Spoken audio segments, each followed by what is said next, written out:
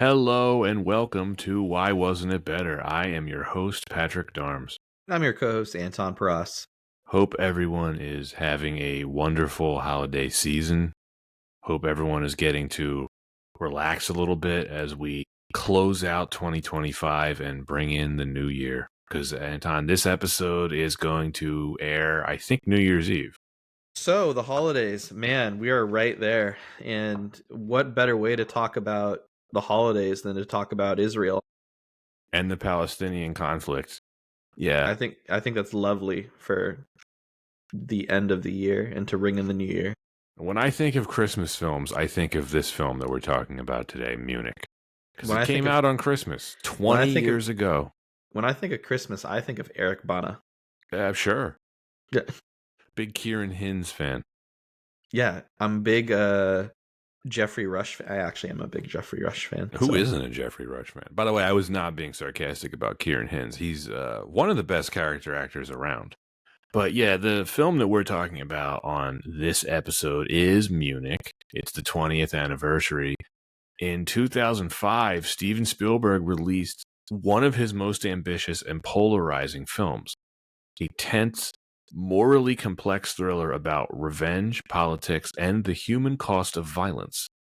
Munich tells the story of the secret Israeli mission to hunt down those responsible for the massacre at the 1972 Olympic Games, a mission that blurred the lines between justice and vengeance. It is one of Steven Spielberg's most adult films. It is stripped of sentimentality, mostly, grounded in paranoia, mostly, and haunted by the question of whether violence ever really ends. Despite critical acclaim and multiple Oscar nominations, Munich never quite found a wide audience. It was too political for some, too ambiguous for others, and it doesn't really have much of a legacy 20 years on. So on this episode of Why Wasn't It Better, we're asking, how did one of the world's most celebrated filmmakers make a film this powerful, this bold, and yet somehow this underappreciated? Munich was released on December 23rd, 2005 by Amblin, the Kennedy Marshall Company, and Alliance Atlantis. It was distributed by Universal Pictures and DreamWorks Pictures. Directed by the one and only Steven Spielberg. The screenplay was written by Eric Roth and Tony Kushner. It is based on the book Vengeance by George Jonas. Mm-hmm. And it is, of course, inspired by real events. It stars Eric Bana, Kieran Hins, Daniel Craig, Matthew Kasovitz, Hans Zischler, Elet Zerur, Jeffrey Rush, Matthew Almeric, and Hugo Drax, a.k.a. Michael Lonsdale. The budget was $70 million. That is $115 million adjusted for inflation. And the box office, $31 million.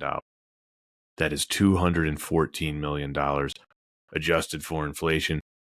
It's got to be one of Spielberg's lowest performing films in the United States. I think it made less than $50 million here. Really just didn't catch on at all. And it has a 79% Rotten Tomatoes score. The film's tagline is, "The world was watching in 1972 as 11 Israeli athletes were murdered at the Munich Olympics. This is the story of what happened next." Anton, why did we choose Munich? Well, we couldn't think of anything with a more brighter subject matter to talk about during this time of the year.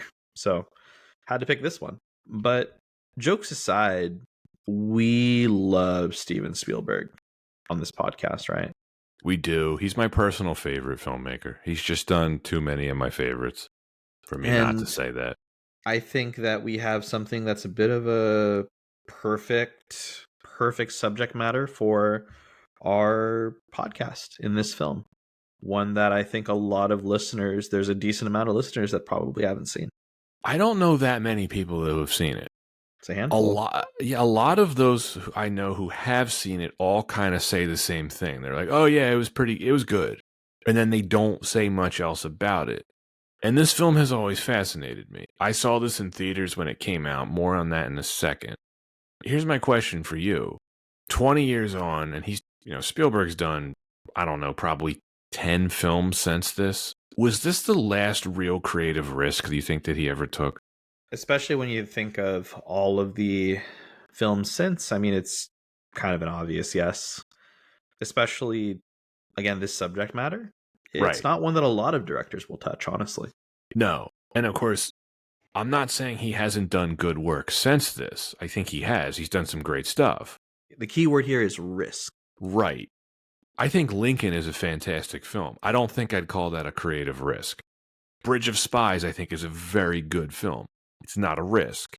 You could say West Side Story was a risk, but it's not. The BFG, well, he risked a lot of money with that one, let me tell you. Not a creative risk. But I mean, I think this is the last time he ever tackled a truly controversial topic. And that's not something Spielberg has done a lot in his career. It's happened a handful of times. He doesn't do this kind of subject matter often. No, not very often, but I think that it's safe to say that, especially in today's climate, it's hard to think of many filmmakers that will again cover this particular topic. Right. Now, without completely spoiling my rating of this film, I am going to say it right off the top. I think this is not only his most morally complex film, I think it is his most underrated because it is forgotten. This does not have much of a legacy 20 years later. But man, it's an important film, especially for any director that's going to take a risk. I think that I get reminded of like some films that at the time are controversial, but still important for what they're putting on screen. Different subject matter, but like, I don't know. I think about like Philadelphia. It was a huge one in the 90s. That was a huge risk to put something like that out. Right. Now, that film has aged in a different way because it's not controversial now, whereas this film still is. This one is still red hot. And now, this film has, I think, aged very well, which isn't a good thing. It's this one. I think the sad thing is that this film still feels very relevant. Yeah. Now, when I say this is underrated, right, it was nominated for Best Picture. So the awards circuit gave it the attention that it deserved. Now, of course, it didn't win anything and very quickly forgotten. Did you see this in theaters? I did not see this in theaters. Okay. The reason why I said I wanted to bring this up again is I have a very unique memory of seeing this in the theater the day after Christmas. It is the only time in my life that a theater employee actively tried to talk me out of seeing a film. You were like, what, a junior in high school, senior in high school? Junior, yeah. Junior. Yeah, I was a freshman in high school. This was not on my radar. It was for the simple fact of, I thought, obviously, the subject matter looked interesting. And then, of course, anything Spielberg was making, especially in that era, I was seeing in the theater. So I went to see this with a group of friends. We go to buy our tickets, and the lady at the ticket counter just straight up tells us, oh, this film's really bad. You guys shouldn't see it. If you want a refund, just let us know and we'll give you your money back. Never had that happen to me before or since. Kind of a telling thing. Yes. Now, I'm not entirely sure which side of the hypothetical argument she was on. Yeah, that's how we'll say it. It's always stuck with me since. I'm like, and we were talking, and of course, my friends and I were immediately talking about it after we bought our tickets. We're like, well, that was weird. Like, okay. Yeah, it's look, I'm just gonna go. I'll just say this: if someone felt the need to say that ahead of time, they have an agenda. And I'm not saying that there's anything with the politics of this film or anything about the subject matter. There's some sort of agenda going on. This ticket clerk also just may really hate their job and is actively trying to get people to get refunds so they can lose their job. She was older, and I think she was some kind of manager. I don't know. Obviously, this is 20 years on, so but my memory is... It's a weird thing. It's a weird thing, but like, isn't it funny that it's like, oh, this is a film where someone speaks out like that? So you saw this later in life then, right? Well, so the funny thing is, I did see this in high school still, but I saw it as like, I want to say like a junior or a senior. Okay, so a couple years later. Yeah, like a couple years later. And a shout out to the public library for having this, along with, of course, the documentary Counterpiece. One Day in September. One Day in September. Outstanding documentary. Academy Award winning documentary. So having both, having watching them back to back was really, really like unique experience. I went in thinking one thing with what the film would be, and I still think a lot about this film. And for anyone that hasn't seen this film, it keeps you thinking. It certainly does. Oh, I should have added another reason why I wanted to see this when it came out is I read the book, Vengeance. It is a great read. If anyone hasn't read it, I highly recommend it. Now, of course, the book has been attacked. Individuals representing both groups have attacked the book. Although, as Steven Spielberg would point out, it has never been discredited. The book was published in 1984, and a couple of years later, it was made into a TV film called Sword of Gideon, which I've never seen. I tried to find it to prepare for this episode, but I couldn't really find anything to watch. So I'm a little curious about it, but I also know it's not something I'm ever going to watch at this point. Yeah, fair enough. I say this film is underrated.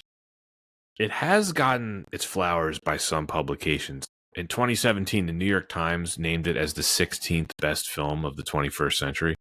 Interesting spot on that list, but yeah, okay. Another bit about this before we get into the production history of this, Anton. Actually, a couple bits. You know, one of the reasons why I think this is underrated, or at least underexposed, I don't know what the right term is, it just wasn't very accessible. First of all, I've never seen it streaming anywhere.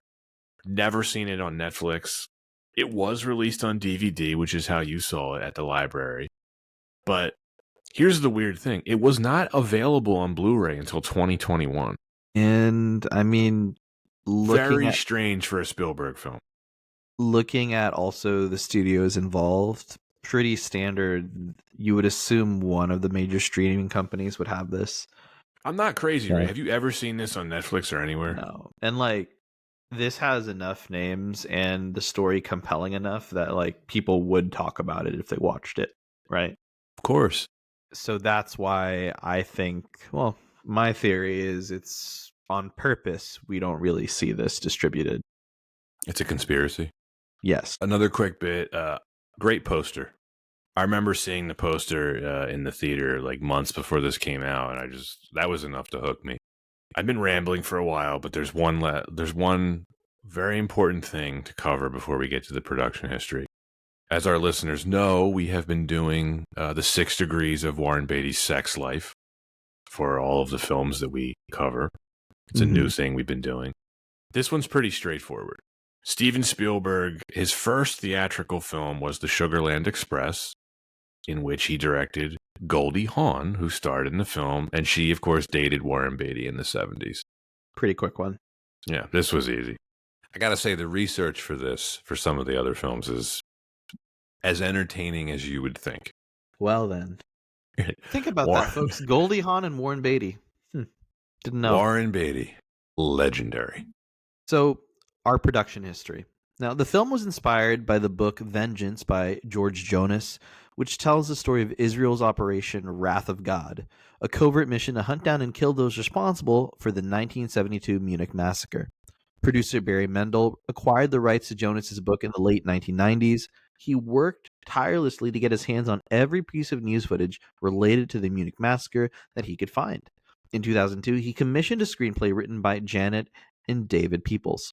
It was this screenplay that ended up on Spielberg's radar. Kathleen Kennedy brought it to his attention, and Tony Kushner, the famed playwright best known for his work on Angels in America, was hired to adapt the book Vengeance into a screenplay.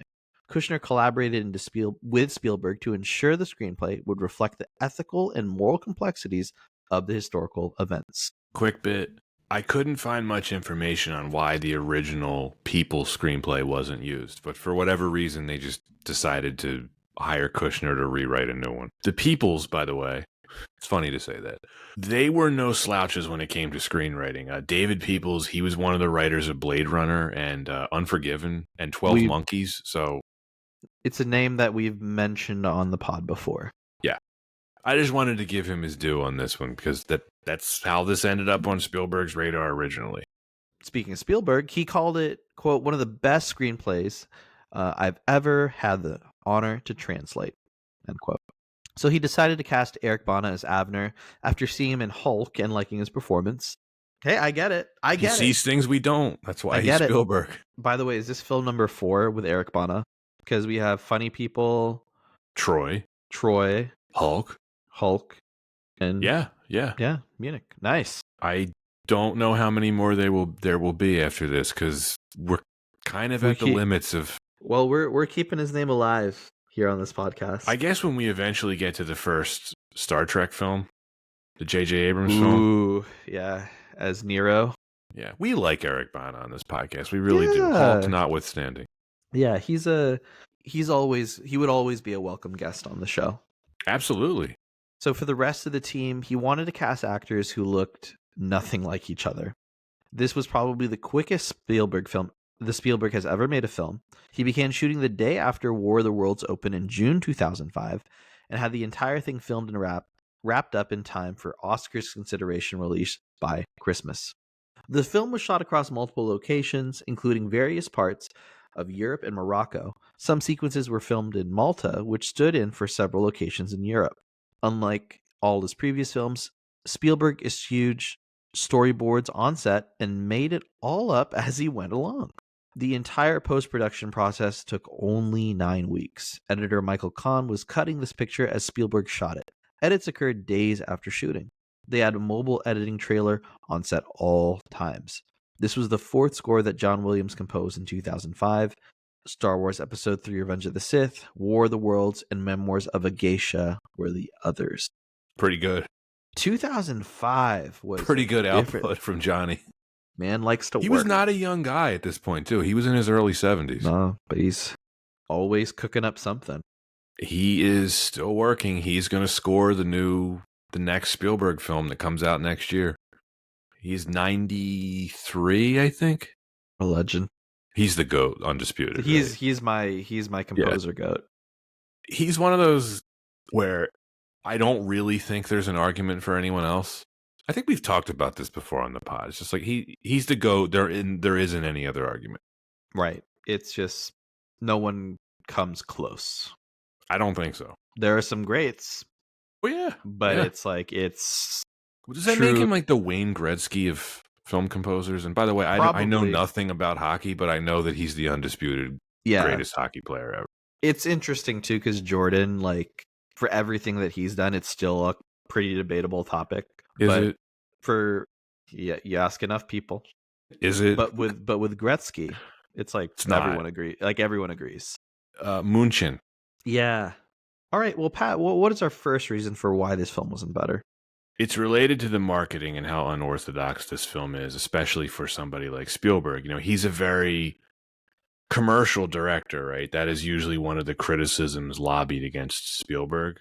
He didn't make this for money because this was not blockbuster material, especially the way it is made. It is 163 minutes. It covers a lot of ground. You know, very similar to a film that we covered, I don't even know when, well over a year ago, Zodiac. I mentioned to you and our guest Garrett, who could have been on this episode but chose not to because he's bringing a child into this world with his wife. I mentioned on that episode how Zodiac. We're not upset. Garrett. No, we're not. We love you. We're so happy for you. We wish guys. you were here. Yeah. What I said on that episode was that Zodiac reminds me of this film, Munich, where much like the real story, there is no meaningful resolution here. This film doesn't really have an ending, or at least, the story doesn't. It just kind of peters out. Characters disappear one by one, and in this case, they're killed off. That's just very difficult to market. I'm not surprised that this film didn't make a lot of money when it came out. Some of the people I know that went to see this with me were very put off by it. They all, when we were coming out of the theater, I remember some of my friends saying, like, I don't know what happened in the second half. It's fair to say that, like, there's no easy way to market a film like this, is it? And, like, good on the studio for still, I mean, they're not going to say no to Steven Spielberg if he wants to direct a film like this. But then what do you do with such a topic that will elicit every response, every single which way? There's not much you can do it. This was never going to appeal to a mass audience. And, I was trying to compare this to Schindler's List because that film made a lot of money. And although that film has some incredibly dark and depressing sequences in it, and thematically it's about as dark as it gets, it ends on a very high note, and it has a very meaningful resolution. Yeah. This does not. There is no closure to Munich at all.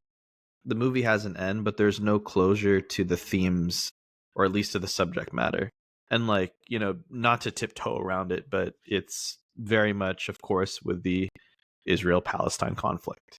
Okay, so yeah, good luck to anyone trying to market a film like that, let alone 2005, bringing it all the way to, you know, now. Listener, like if you're listening in the future, I hope maybe there's some sort of positive change that's come, but hey, this was a hot topic in 2005, right? It was, and I think not specifically related to that conflict, but when this film came out, you know, this is very much a post 9/11 film. That was on everyone's minds, even though this film technically has nothing to do with 9/11. But at the same time, it's I think, you know what? I would guess that not a ton of people also are as aware with the Munich massacre at this point. You might be right. I was pretty aware of it in the 2000s when I saw this, but I think a lot of it is because I was a history buff. I'm still a history buff. You know, I was a sports fan. You know, so I at that point in my life, I watched the Olympics. So I was aware of it for sure. But I think you might be right. Yeah, and like I just kind of speak in general to like younger generation's ignorance. Come at me, young people. Well, I would also make the case that the Olympics meant more and had a much stronger viewership in 2005 than it does now. Yeah. It's still somehow very politicized, which makes sense with every single nation involved. But for this particular film, and again, the subject matter, it's fair to say that people, either you're never going to appeal to a wide audience, so then marketing it is a bit of an uphill climb. Even when I watched this film in high school, I remember at the time, I think public perception in the US was also very different in terms of Israel-Palestine or Israel-US relations. Completely. And so there was a very different view, and I think that also influenced perception of this film. The second half is where you agree this becomes muddled.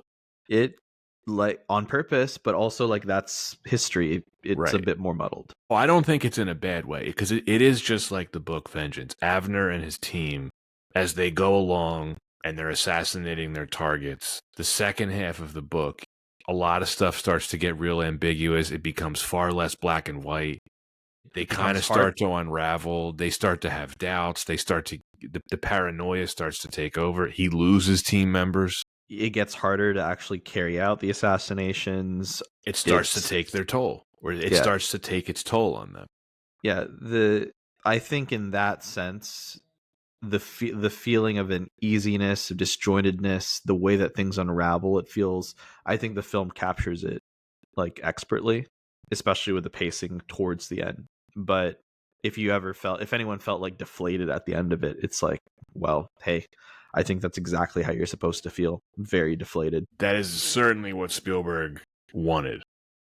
And look, I understand why this film can put people off, because if you don't know anything about it, you don't know much context, right? The first half of this film is a riveting, and I would say at times very entertaining thriller.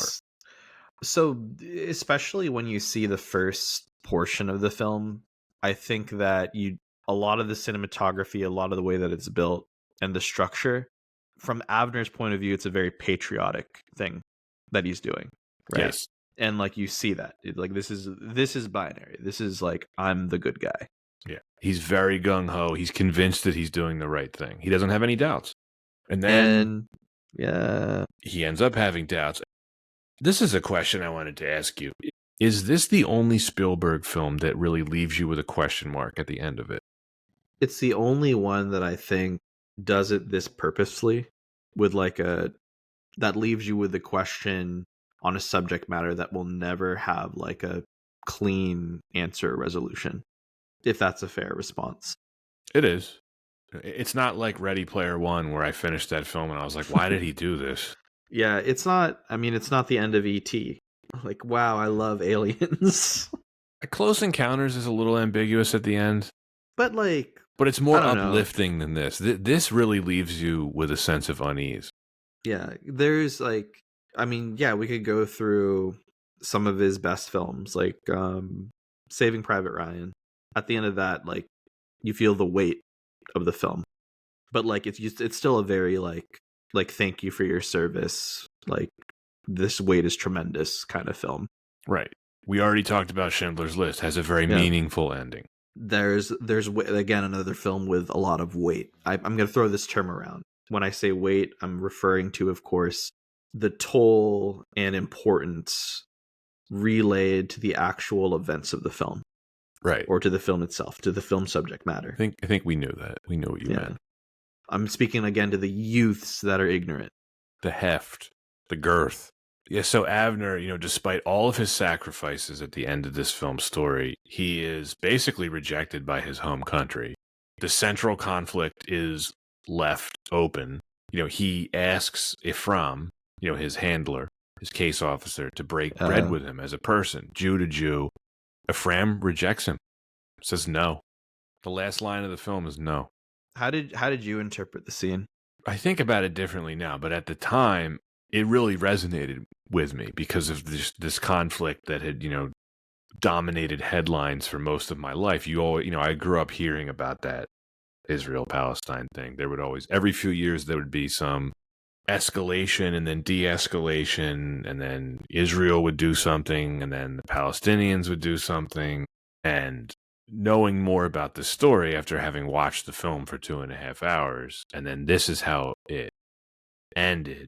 I liked the ending of the movie. I still do. I think it's just such an interesting way to end the film. What about you? I remember at the time, like, I just that specific scene, I kept thinking around, like, is there a bit of guilt on Ephraim's side, and that's why he doesn't want to break bread?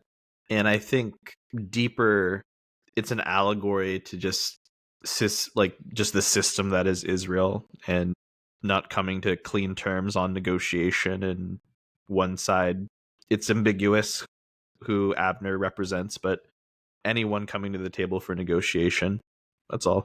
It is unsettling because the way Ephraim says no to me means that kind of everything, that little speech he had just been giving to Avner, was more or less bullshit. Or everything around, like, for folks that maybe haven't seen the film, like, he basically, like, builds him up, saying, like, you were doing the right thing, like, you're gonna keep Israel, like, you're keeping more Israelis alive, and we did what we had to do, and the weight of this shouldn't be on you. Love that line he says at that ending scene too. Why cut my fingernails? They'll grow back. I think there's great dialogue in this great film. dialogue. Yeah, I just think that if I've ever thought of a film that the ending really had me thinking so much about the subject matter, like, Zodiac's a really great comparison, just because, like, there's a lot of unsolved questions by the end, and I think there's still so much interpretation on how closing conversations go, how do we interpret certain scenes, and I think that this ending is absolutely appropriate for the film. It is. And, one of the many reasons why I find this film so fascinating is the total package of it all, right? How Spielberg chose to approach this material. And I think this is maybe going to annoy some people, but I think a lot of the controversy is there were a lot of people who expected Spielberg to take a certain side with this film, and he did not. I think it was brave on his decision to do this. He doesn't really clearly take a side here, or does he? I really do like this film, and one of the reasons why is the Palestinians are depicted sincerely. Mm-hmm. They're not stereotypes. We get that scene. In some ways, it's the highlight of the film where Avner and that Palestinian terrorist or whatever freedom fighter Ali are talking to each other about the conflict, right? And you hear their arguments multiple times. I just think it's interesting that Spielberg did this, as probably the most famous Jewish person in the world. He depicts both sides as human. And he talked about this when the film came out. He If you watch this on DVD or Blu-ray, if you go to play the film, it actually begins with an introduction from Steven Spielberg. So he felt strongly enough about this film that he decided to do that for the DVD release. And I don't think that's something he's ever done for any other of his other films. No, that's also just for movies in general. Like, that's a pretty big thing to do. Yeah. I have some of the quotes about what he said about this directly. If you're ever wondering, if you watch this movie and you're wondering what was Spielberg trying to do here, he was very clear about what he was trying to do here. He said, quote, "This film is in no way, shape, or form an attack on Israel. This is a very tough subject matter, and we've decided to approach it honestly and unsparingly. The film is an attempt to look at policies Israel shares with the rest of the world and to understand why a country feels its best defense against a certain level of violence is counter-violence. And we try to understand as filmmakers through empathy, because you can't understand human motivation without empathy. This movie is not an argument for non-response. On the contrary, what this movie is showing is that a response, while it may be the right response, is still one that confronts you with some very difficult issues," end quote. Yeah, it doesn't shock me. I think he takes it from the right perspective as a director, right? Do you agree with what I said earlier that a lot of people expected something very different from this movie from him? I agree with you. And I think kind of a key portion of that question is like a lot of people and which lot of people. Could do a whole podcast episode on that. Right. Like this is a very heavy subject. But we're not that kind of podcast. We're just we're not that sophisticated, people. We're here just to talk about like the truth of the matter is it's a touchy subject, and there's going to be whether depiction of events are as true as they can be to the actual historical event. People are going to look at it with different perspectives. For some more context on this, around the time of this film's release, Spielberg gave a phone interview to Roger Ebert, and the transcript of that interview is available online. It was published in 2012.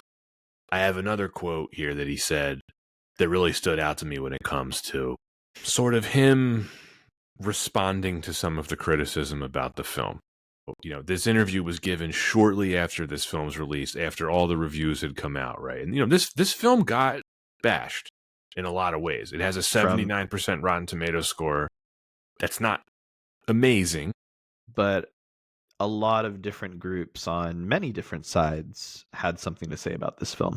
Yes. And Spielberg talked about that criticism in this interview, and it's not hard to find. You can find this. I think it's on RogerEbert.com. I encourage all the listeners to check it out. It's a pretty lengthy interview, and Spielberg is pretty candid. But the thing that he said to Ebert that stood out to me, quote, "It would make people more comfortable if I made a film that said all targeted assassination is bad or good, but the movie doesn't take either of those positions. It refuses to. Many of those pundits on the left and right would love the film to land somewhere definite. It puts a real burden on the audience to figure out for themselves how they feel about these issues," end quote. Yeah, and it honestly lines up with even just how people interpret his relationship with Israel and just his stance. He's very pro-Israel.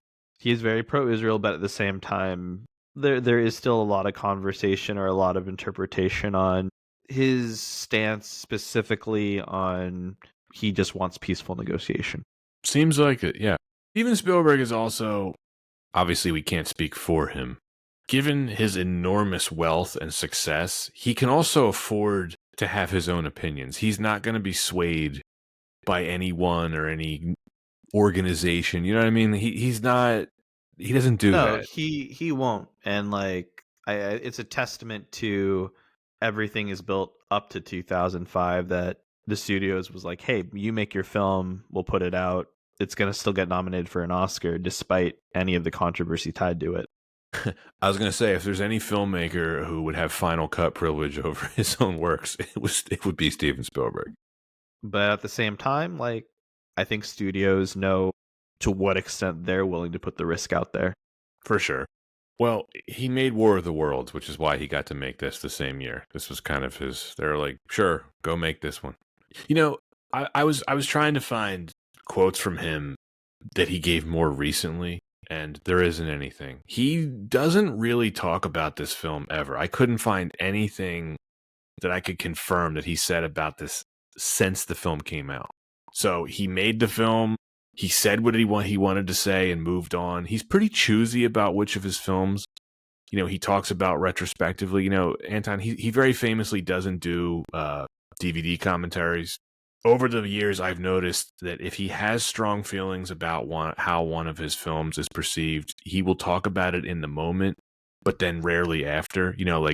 Remember when we covered Temple of Doom? He actually initially defended that film, and then over the years, he came kind of just to dismiss it, and has not spoken about Munich since. Yeah, so it's not to say anything about, not anything to say about this film or how his views have changed. It's pretty consistent with how he comments on his films in general. So that was a very long-winded reason about why this film didn't do particularly well at the box office. I don't think this was ever going to be a huge hit. It's just not that kind of film. No, but yeah, man, if people just take the time to watch it, I think they realize, wow, this is a fantastic film. Well, let's talk about that now, because the next reason is the production. Now, when it comes to its authenticity, I know that this film has been, this film story has been attacked, especially the source material. I mentioned to you, it follows the book very closely. Most intelligence services believe most of this. And here's the thing. It's you can attack this film for not being accurate, right? The book depicted things inaccurately. Well, Spielberg points this out himself. We know this is fact. The athletes were killed at the Olympics. Golda Meir, the prime minister of Israel, made the decision to go after those who they thought responsible for the massacres.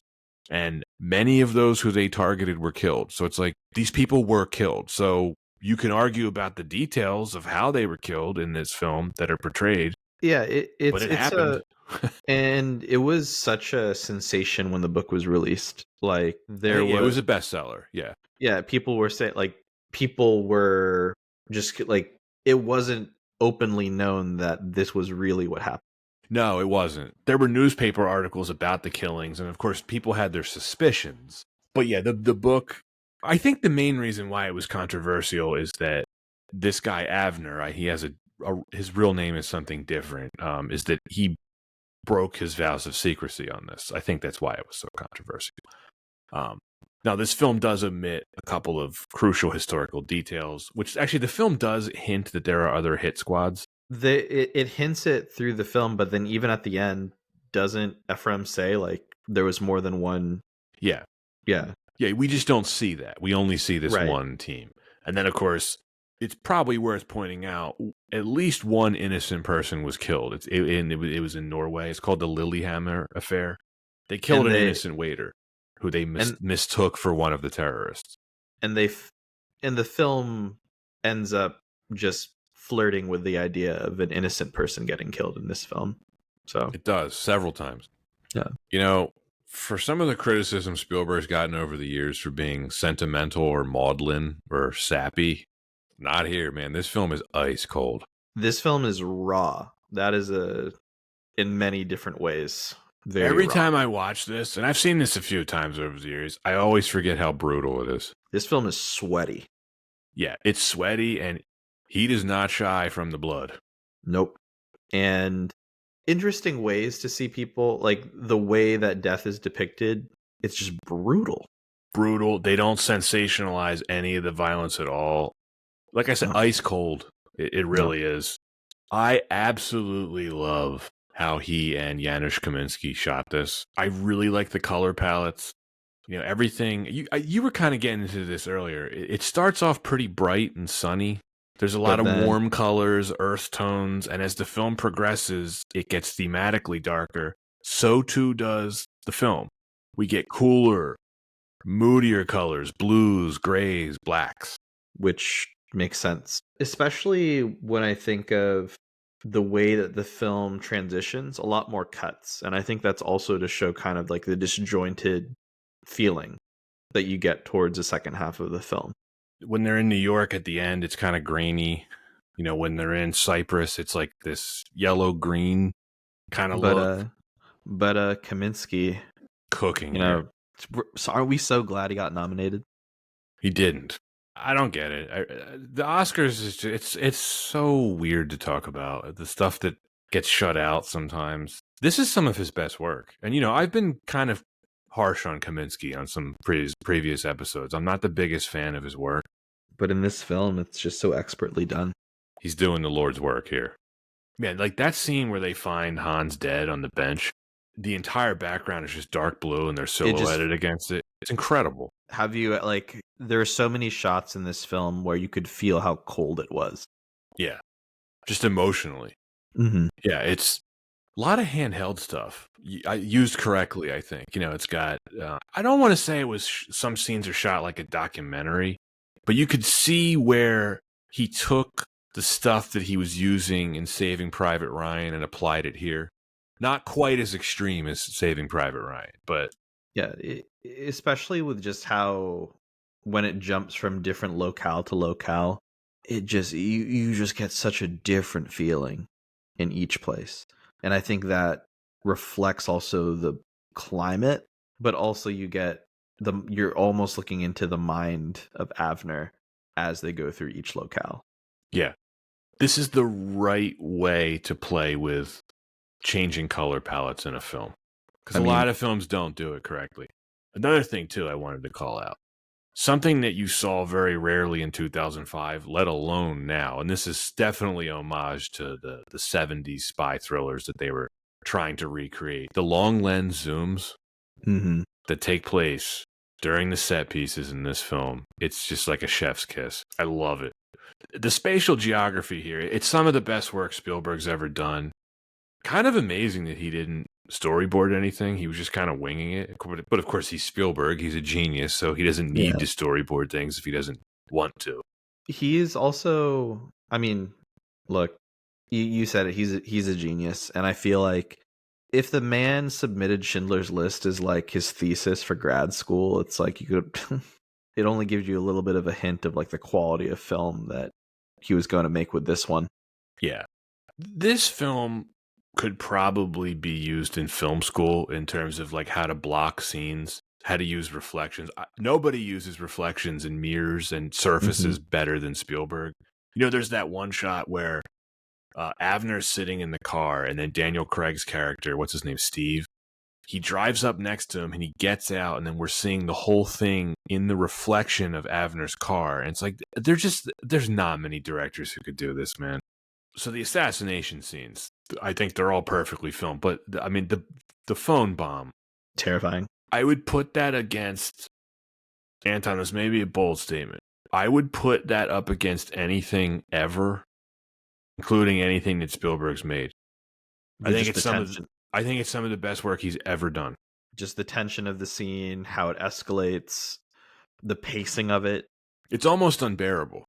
I remember when we saw this in the theater, you could hear a pin drop. And the theater was packed. Mm-hmm.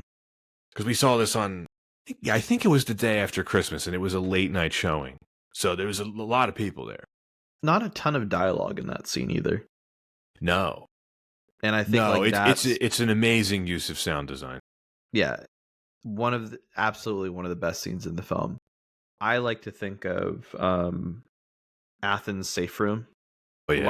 A lot more dialogue in that scene, but still, I think some of the best, like just some of the best meta commentary on the situation as a whole. I don't feel the need to have to just discuss it even more, but I think that if people were wondering, like, well, what's your stance? I think like the film expertly like puts out within the commentary in that particular scene ways to look at each side without having to have a particular stance. And I'm sure that particular scene is what really pissed off a lot of people. Yeah, absolutely. And then there's that part, I think it's right in between those two when the two sides are dueling with each other with the radio. Yep. And then they finally settle on Al Green, as one does. Or the scene where Abner gets the blindfold or the sack put over his head by Louis, and then you get served a meal with Hugo Drax. It was good that Drax redeemed himself after losing the battle of the space station. Yeah, Getting rejected. now he just works in international like arm support. Is that it? What would you call them? Like information brokers, I guess. Yeah, but like also like they supply stuff.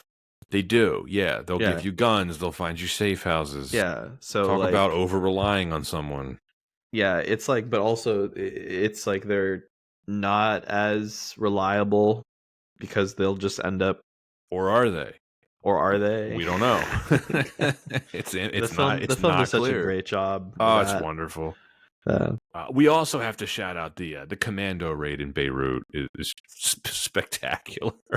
so for a film that's also like very heavy with the drama, like I love all of the action depicted in the film. Look, it's gonna be a cliche answer on my part, but when anyone asks me like who's your favorite action movie director, I say Steven Spielberg. And like the action in this film is top notch. It actually made me very disappointed there wasn't like a all out guns shootout at the end. But it's Hey, not that kind of movie. not that kind of movie. No. As much as they were well positioned for something. He is the master of spatial geography. You're never disoriented.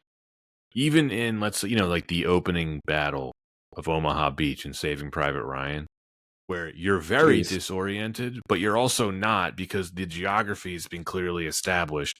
You know exactly what and where they're trying to do and where they all are in relation to one another. You get the same thing here in the commando raid. We get that really wide shot of like the harbor and where the safe house is laid out in relation to it and how they're going to conduct the raid on it. And there's two, you get the one giant team of commandos. They split up, they go into different entrances, and you're like, oh, okay, I see what they're doing. This is all established in 5 seconds. That was really cool to see too, just the network. Like this is such a huge operation. And like you said, well-oiled machine. It is. And, like you mentioned this earlier in the production history, but it's worth pointing out again. He had this completed in less than 6 months after releasing War of the Worlds. So cool. Kind of doing it on the fly. I love it. Moving through the rest of the production, I mean, the production design itself, I wanted to highlight because this really looks like it was shot in 1970s Europe.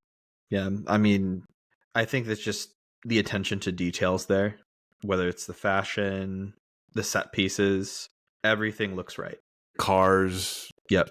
the smoking, the characters are rightfully just chain smoking, as you would have seen in 1972 Europe. The haircuts. I think it's the haircuts. Good point. Really good call out. So in the making of featurette, the production designer, his name's Rick Carter, he said, quote, there is a subliminal marking in the places where murder happens, where the color red in this movie. It's not absolutely consistent everywhere, but there is the presence of red throughout the movie, just as a reminder of a subliminally of the level that is this really about the spilling of blood, end quote. I think I messed up part of that sentence when I wrote it down, but you get the gist of it. Yeah, it's the gist. This is a smart film. Yeah, it's subtle. It's not in your face. It's not obvious. I wrote down it's really rare to get a film like this where, by 2005, Spielberg had well established his own style and his own type of film that he made. He was already thought of as a genius by 2005, right? But it's very rare to get a filmmaker like him who's trying to emulate the look and the feel of a different kind of film. He was really trying to go for, I mentioned this earlier, like a 1970s spy thriller. He was influenced by The Day of the Jackal, one of the reasons why he cast Michael Lonsdale in this film, and like 3 Days of the Condor. You can totally see it, but what's cool about this film, this is not like Captain America the Winter Soldier, where they were trying to make it look like a 70s political thriller. And I don't know if they completely got there. Not that I don't like that film very much, because I do. But what Spielberg is doing here, it's not even imitation. Like, this is a master filmmaker wanting to make his film look like something from the past. Not only does he have the talent to pull it off, he excels at it. This is every bit as good as that stuff that he was trying to emulate in the 70s. Yeah, and so like the interesting note I want to put here is that I think Spielberg knows how to do this at scale, right? He's been making movies consistently. He has people that he works with that he knows how to work with. And I think that helps tremendously for the speed of the process, and also the ability to just know what he's looking for and to work with others to create it. I think like that is part of the process that like, hey, you really got to look at the production team as a whole, that he knows how to get the best out of his people. And that is probably like, if I had to think of other directors that are in the conversation, probably it's also there's a bit of disconnect either with some, or like maybe having too much control in other areas. It's a But short list. yeah, it's tough to see like what he's able to get out of every single ounce of this film. I think Nolan has hit that level with the Yeah, same just production team. knows. Yeah, I think a lot about, or I was thinking a lot about that too with maybe like Denis Villeneuve. Yeah. Yeah, for sure. Yeah. So like if he was going to like going from the films that he has been making to make something then with that same level of understanding of getting all the right parts together over the years, consistently taking all of his experience, then making a film like Munich, it's like, shoot, there was no one else really better to make a film like this. I, of course, will throw David Fincher's name into the ring. I think he would have done a very good job with this. Mm-hmm. Would he have done better than what we got here? I mean, I don't see how he could have, but he's on that level for sure. Have to mention John Williams. Heavy. I wouldn't call this a memorable score. It's not very melodic. It's on point. It's very effective. It sort of reminded me of his score for JFK, or at least the paranoid parts of that score. You know, the conspirators, those types of tracks. And as usual, I think we say this every time we talk about a film scored by John Williams. Half of the brilliance and genius of John Williams is his decision to know when not to use music. A lot of the set pieces that we were talking about, one of the reasons why the tension was so great in them is that there is no score. It's just sound effects. Spielberg described this shoot as, quote, very painful. He said that he wanted to approach it as realistically as possible. This was interesting to me. He initially did not want to recreate the Olympic murders, but he ultimately decided to do so because he said, quote, I felt there needed to be a constant reminder of what this story is hinging on, lest we forget. So for me, it was very important for me to continue to remind the audience and these characters. End quote. Which is so it's really interesting for anyone that hasn't seen the film. You actually don't see a depiction of the massacre until the end of the film. Yeah, they break it up. Yeah. The film opens with the terrorists initiating the kidnapping. Yeah, but sneaking into the Olympic Village and everything. Yeah, but you don't see like what happens, or you never get like a complete like this is a complete flashback of what happened. Right. And then the film. Because I'm trying to think, how long would that sequence be? Like 10, 15 minutes maybe? Not long. Not long, it would have been long. It would have been, I don't think it would have worked to show it in one chunk. I like how he broke it up throughout the film. A lesser film would have put it all up in the beginning. A lesser film, that would have been the prologue to the film. Right. And of course, that gave us the infamous sex scene at the end of this film. Yeah, that was, talk about sweaty. Sweaty. The sweat's getting thrown around. Yeah, it was an uncomfortable scene to watch. Another uncomfortable scene, I think, in probably a better way, because it really sticks with you. The scene where they hunt down the female assassin on the houseboat and execute her. Holy shit. Yeah, no, just everything all up to that point, brutal. Because you also get really attached to the team by this point in the film. Yeah. Like, you're like these are the boys.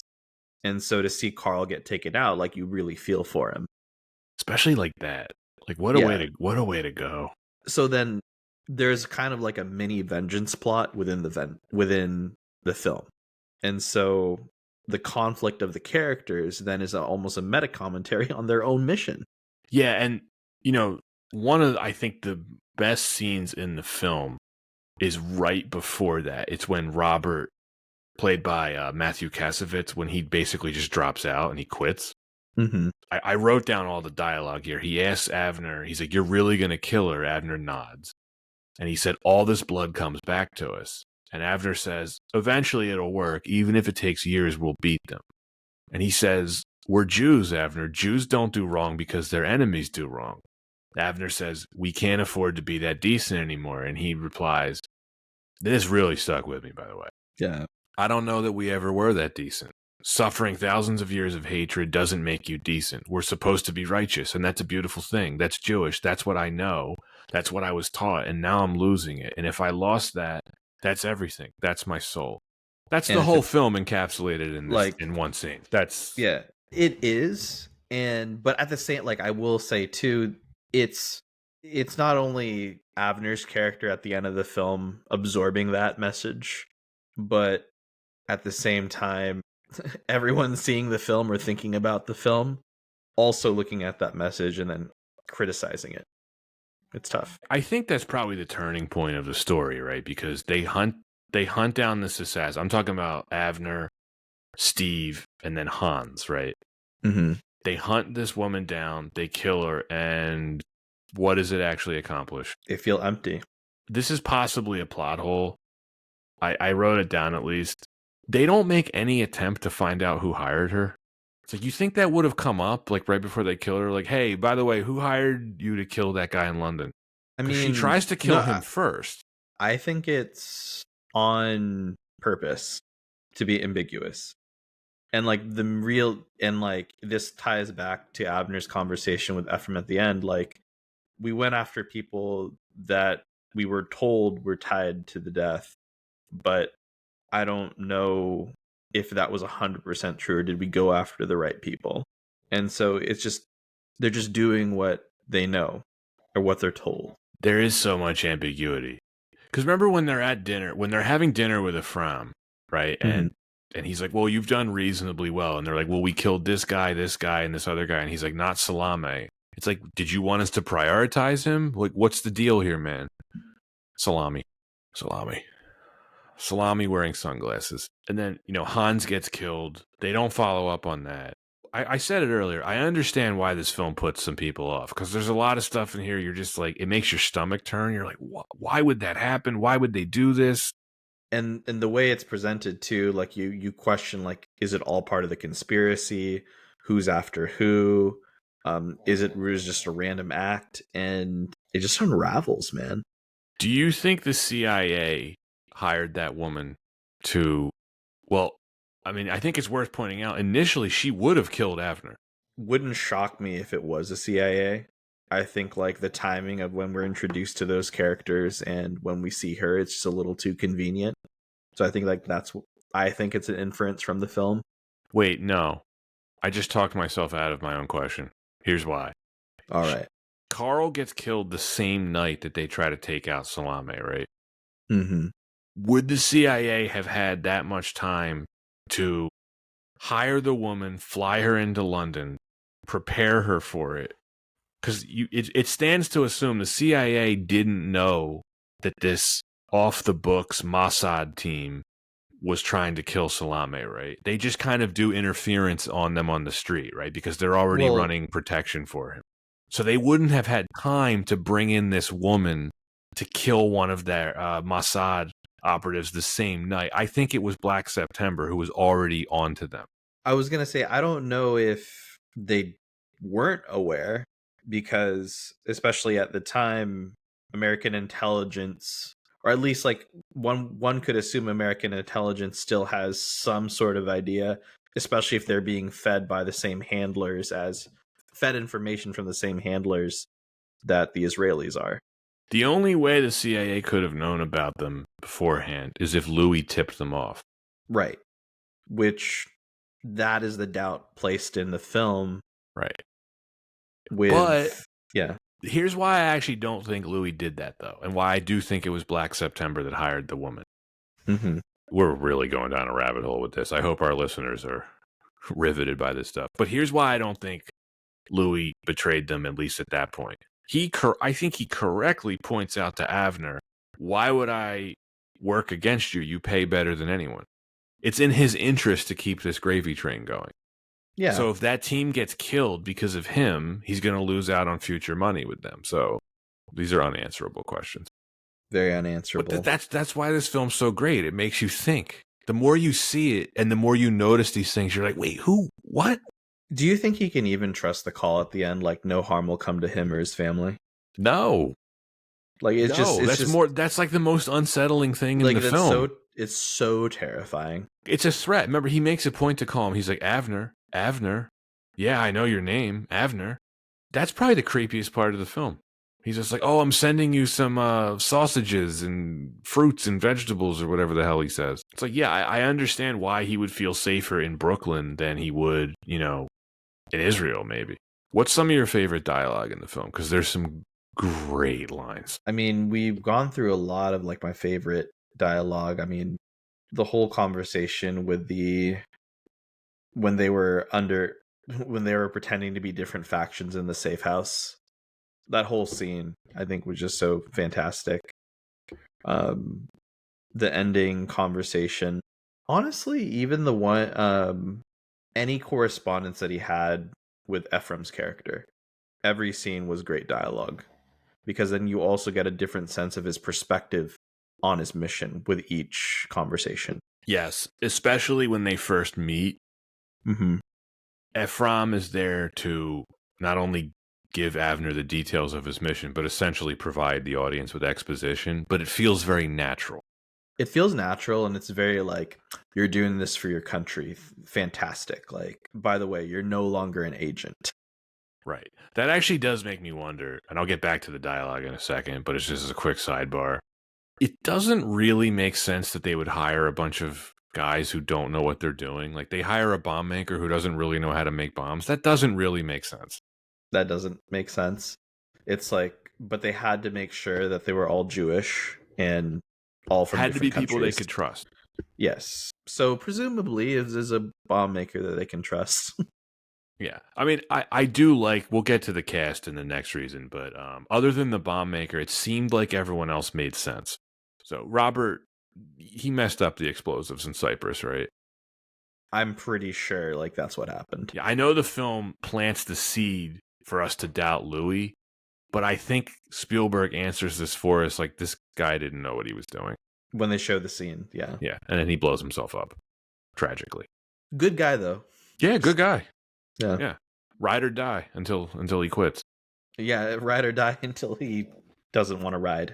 But I get why he quit. He's like, dude, I can't do this anymore. Like, what are we doing? Yeah. But that stance is going to get criticized. There's a great bit of dialogue after Robert is killed. Do you remember it's where Avner cooks up that feast for himself, Steve, and Hans. Mm-hmm. And Hans is just getting drunk. He's not eating, and Steve's giving him shit for it. And Hans is like doing some narration. We've killed this many people. It's cost us this amount of money. Black September are replacing their ranks every day with more extreme terrorists. And he's like, Avner, he's just like, if we killed all 11 names on the list, would you stop? And he's like, yeah. And he's like, you're a liar. I love all that stuff. There's a great line that was used in the trailer. Golda Meir says it. Every civilization finds it necessary to negotiate compromises with its own values. I'm like, ain't that the truth? So we'll probably cut this out of the episode, and this is what I mean when I say that this film gets criticized for its stance or for the message. The way that it is depicted is not pro-Israel enough. I don't think we need to cut that out. I think you're right. Yeah. And that's what we were alluding to earlier. A lot of people expected this to be more pro-Israel, and when it wasn't, they got mad. Yeah, and it's not like there'll be folks on the other side of it that will say like, oh, like they're still not pushing enough towards criticism of Israel. But then there are going to be sides that say like, especially in 2005, like, what are you trying to say that Israel doesn't do right? Right. What, do you support Al Qaeda or something? No, this is represented all the time in real life, not just with this topic, but with everything else. Just because something isn't one thing doesn't mean it's the other thing. Just because this film isn't 100% pro-Israel doesn't mean it's anti-Israel. But we can see why it draws a lot of lines in the sand for people in terms of, are they willing to support it? I'm sure that woman at the AMC theater in Cherry Hill, New Jersey, who told me and my friends not to see this movie, felt a certain type of way. Makes sense. I wrote down more than once this film is creepy good. Yeah. Are you kind of agreeing with me that this is Spielberg's most overlooked film? Yeah, for sure, man. I think it's hard for me to think of other films of like this level of quality of his that just isn't talked about at all. High on the I list. mean, like it is really high. If you're And ranking like Spielberg films, this is high on my list. or even just in general in terms of like films that are underrated, like this is on that list. Yeah. Oh, yes. So this didn't win Best Picture. I understand why it didn't. It was too controversial. Crash won, which is just hilarious. This lost Best Editing to Crash, though. Like, really? So I've said it. We've had conversations about this before. Crash was dated then, and it's dated now. It was a joke in the moment. All right, let's talk about the cast. That is our last reason. Easily Eric Bana's best performance.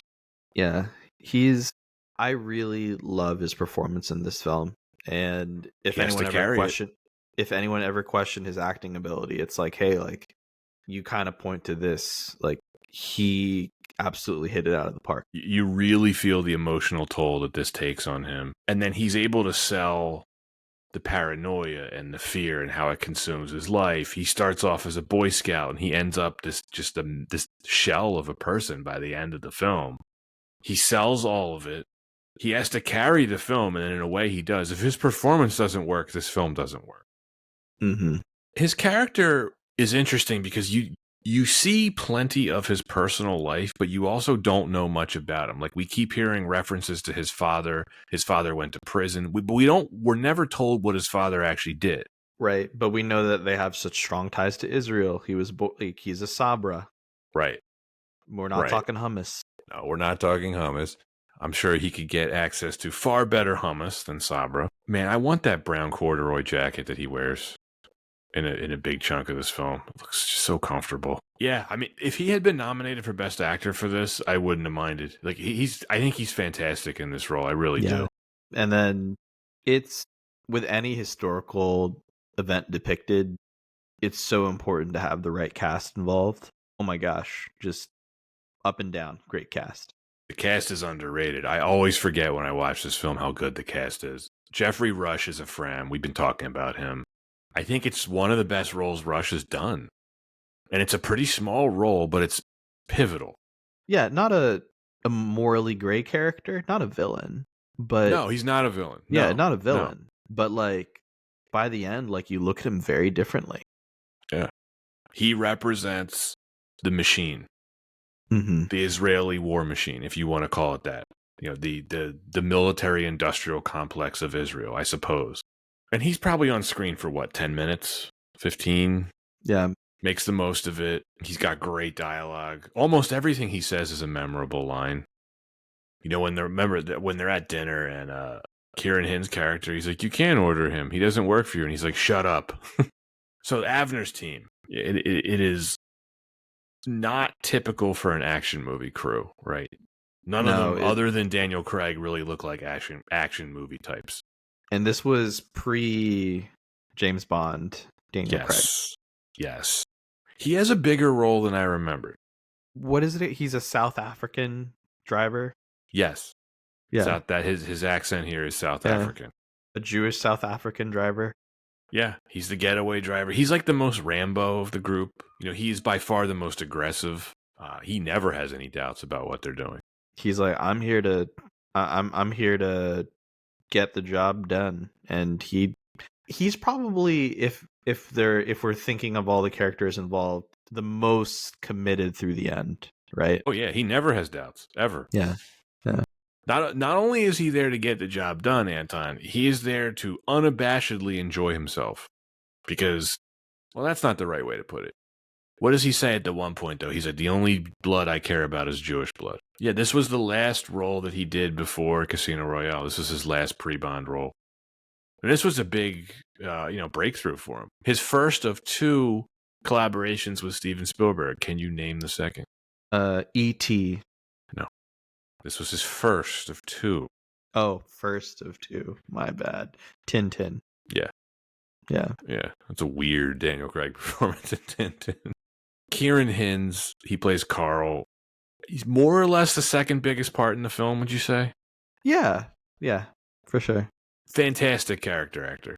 Yeah, it's Love him. just Good in everything. some especially in this one. I think I love the way that he just kind of he asked the right questions, right? Yeah. He asked the right questions without, he's not really doubting their mission. If you really break it down, he's just asking very reasonable questions. Like when they're planting the phone bomb, he's like, did they show you evidence that this guy did anything wrong? How do we know? Again, he's asking the right questions. He would make a good Bond villain. Oh yeah, that'd be fun. I'd love to see him as a Bond villain. Man, you really feel it when Avner finds him dead. Feels so bad. Yeah, it's like just knowing that it could have easily been him.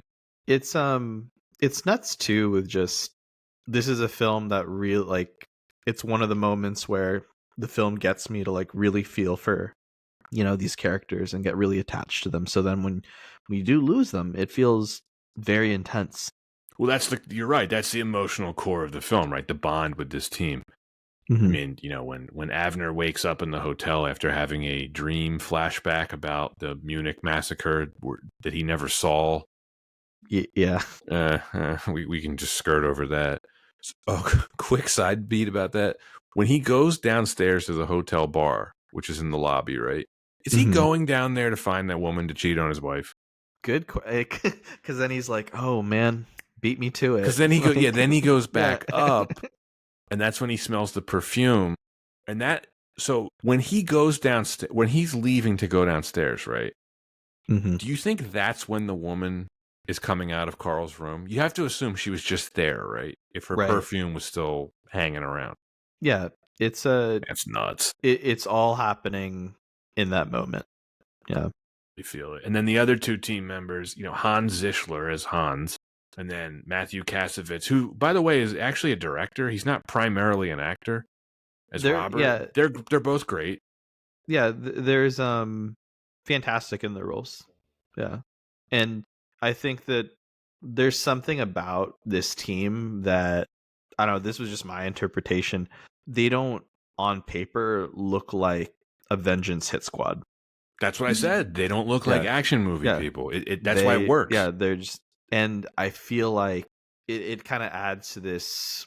It feels like so frustrating then to see them like die one by one. Because they feel like real people. They look like real people. And it's for a cause that Avner truly believed in. That's why this movie, on top of everything else, the heavy thematic stuff aside, this just works as a kick-ass, beyond well done, like masterclass spy thriller.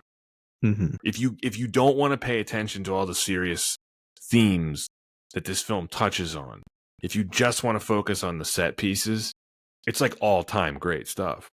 Mm-hmm. And then we get to perhaps the real villains of the film, Michael Lonsdale and Matthew Almeric as the father-son. I keep using that phrase, information brokers. It's not clear really who what their organization is. It is implied that, well, we know because of what Papa says at the dinner at their, is that a villa? They're at not a chateau. they're at a winery in Napa. It can't be that far from Paris, right? We can take like an hour or two from Paris, maybe. But Papa says basically he was French resistance during World War II, but they obviously have connections to the intelligence world. I think they are the most interesting characters in the film just because of their ambiguity. They don't really exist in the book, and from what we know, they are made up for this film. But thank goodness that they are, because they're fascinating. I find it interesting how they both tell Avner repeatedly, we don't work with governments. It's like, well, that's obviously a lie. That's obviously a lie. I think that added edge of conspiracy was perfect for the film, though. I think really good to add that detail. Tremendous Bond villain crossover. Spielberg just killing it with the casting. I would love it, though. I mean, it would change the tone, but if you see there's a deleted scene where Avner's in the car and they're literally just driving in circles, and he's actually like a block away. Well, you're joking, but I'm sure they actually did that. They might not have been that far from Paris. It wouldn't make sense to have to drive that far. They But probably doubled back a few times. Marcia from Succession is featured in this film. Small younger role. Marcia. Younger Marcia. And also, Ehud Barak is featured as a character in this film as one of the commandos during the raid in Beirut. Mm-hmm. He would later become Israeli prime minister and was also a good friend of Jeffrey Epstein, apparently. That's not weird. Nah, not at all. So, yeah, so that's us rounding out the cast. There's a couple other smaller parts, I think, that are very good that we don't have time to talk about. Well, I think we covered most of the ground that we wanted to here, Anton. You know, we talked about how unorthodox of a blockbuster this was, how it was really kind of destined never to make a lot of money at the box office. We talked about the brilliant production. We talked about the casts. What are our ratings for this? Well, it's time for that segment of the show. It is. It's such a fun treat to cover this film because I get to watch it, and it really is a film that sticks with you. Munich is absolutely an underrated masterpiece because what we get is just an emotional decision from a director to choose a topic that is absolutely risky to put out there. But, Steven Spielberg doesn't care. He's going to direct whatever he wants to direct. And of course, not only does it with the right nuance, but he does it masterfully with how each scene is paced perfectly, the cinematography, the great cast, the dialogue. It just reminds you why Spielberg is just the master at what he does. And I really have a hard time finding faults with this film. I just can't think of many. I think if anything, anyone's going to point at anything, we've talked about the ending, but the ending in itself is just a reflection of true events. And I feel like you can't fault it for that. It is such a good film and an important film. And I said it earlier, it's sad that it's still such a controversial and touchy subject. What are we at? Like 20 years now? So, well, all we hope for is for better times. And I give this film an A. You said it so well. It's not one of my favorite films just because of how tough it is to watch. It's kind of like Zodiac, right? It's not the easiest film to get through, but I think it is a very rewarding film. I really do think it's one of Spielberg's best works. It's the definition of underrated. I agree with you. This is a masterpiece of a drama. It is a masterpiece of a thriller. It is a masterpiece of a spy movie. And of course, it's so much deeper than that because of the subject matter. I think the story is as compelling as it gets. It is funny how we were saying that this film was kind of destined never to make a lot of money at the box office, and yet this particular story of, like, I don't know, an Israeli hit squad doing really cool commando shit in different hands, that would have been a blockbuster because it seems like it's tailor-made for a film. Great cast here. It's the best acting Eric Bana has ever done. He's surrounded by some really strong supporting players. The set pieces are exceptionally well done and crafted. It's some of the best stuff Spielberg and Janusz Kaminski and Michael Kahn and the rest of the production crew have ever done. I wish more people had seen this film. I highly encourage anyone to check it out. You'll probably have to rent it because this popping up on something like Netflix doesn't seem to be a thing. It's a slow burn of a movie. It's pretty long. I think it's paced pretty well. Yeah, the ending could leave you wanting for more. It's an unsettling ending, and I think, the third act of the film is not paced the same way as the first two acts. And that's because it gets pretty dark. It gets pretty paranoid. It just gets unsettling. Spielberg put so much thought and planning into every little detail that the more I see this film, the more I like it. And, when I recommend this to anyone who hasn't seen it, you have to see it more than once to appreciate it. You really do. This is something that really requires multiple watches to truly appreciate because there's so much going on here. It deserves so much more attention than it gets. This is what my pick for Best Picture of 2005. It's a shame that this didn't win any awards. It may not be Spielberg's best film, but it is criminally underrated. I think it is one of the best films of the 21st century. I really do. I think that New York Times list, I don't know if I'd rank it 16th or whatever, but it is one of the best of its kind. And yeah, it's an A for me. Well, that is it for Munich. Yep.